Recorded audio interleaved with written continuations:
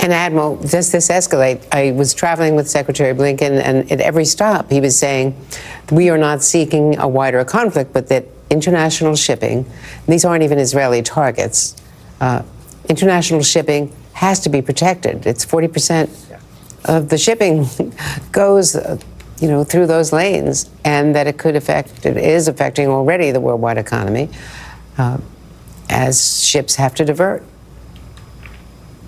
Indeed, and there is no question that the Houthis will bluster a lot. Whether they continue to attack, I think we'll know more in the next few days. Worth remembering, just under a decade ago in 2016, the U.S. military struck Houthi targets, very similar scenario, and the Houthis backed down. They stopped attacking shipping. If you go back to the late 1980s, Iran was blocking shipping coming out of the Arabian Gulf by mining the Strait of Hormuz. U.S. Navy, in an operation Praying Mantis, it was called, destroyed about a fourth of the Iranian Navy. They got the message at that point. So we may be in for more attacks, but I know the Pentagon has more targets up their sleeve. And I do want to draw a line under the coalition aspects of this. Very important to track that.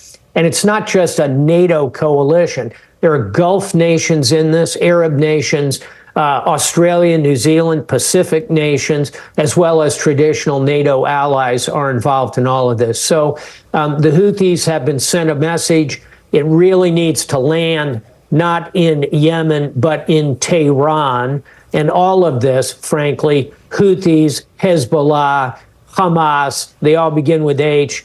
But the thing to remember is they're all owned and operated by Iran.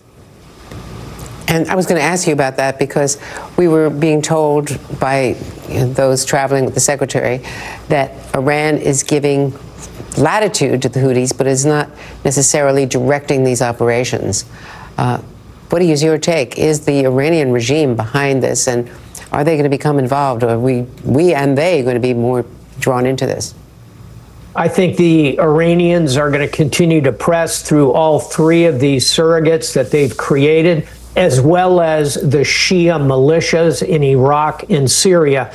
And if you laid down a map of the ancient Persian Empire over today's Middle East, you would see and could drop pins into each of these operations, essentially coming out of the grand strategy of the mullahs in Tehran. I don't see anything that's going to change that underlying fundamental, which also gets into Shia versus Sunni within the face of Islam. So look for more challenges. And unfortunately, this latest turn of the wheel, to me, raises the chances for wider regional conflict. Again, let's hope the Houthis and their masters in Tehran get the message that was sent last night. What are you seeing, Richard, from your perspective in terms of Hezbollah in the north? What's happening in the West Bank? Of course, that's more of an internal problem within Israel because of some of the aggressions by the Israeli settlers. But what about Iran as well? So it's interesting, Andrea. There isn't really an internal issue and an external issue right now because we are in the age of social media, the age where everyone can exchange information, some of it false information, some of it deliberately distorted, some of it accurate, obviously. We haven't seen much from Hezbollah today. We didn't see a rain of missiles coming down from the north. But I've been speaking to several Arab leaders, senior Arab leaders and analysts across the region. And what they're concerned about is that the United States, others, are going to be increasingly accused of hypocrisy, that they will not do much to stand up for the lives of Palestinians. They will continue to veto resolutions calling for a ceasefire, but they will act immediately to protect global shipping, that Palestinians don't matter as much as cargo ships. And there is the concern that if this continues, that reality could spread among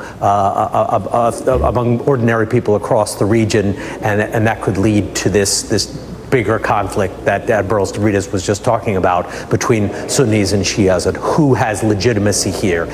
Is it the people who are standing up for Palestinian rights, or those who are standing up for shipping in the Red Sea?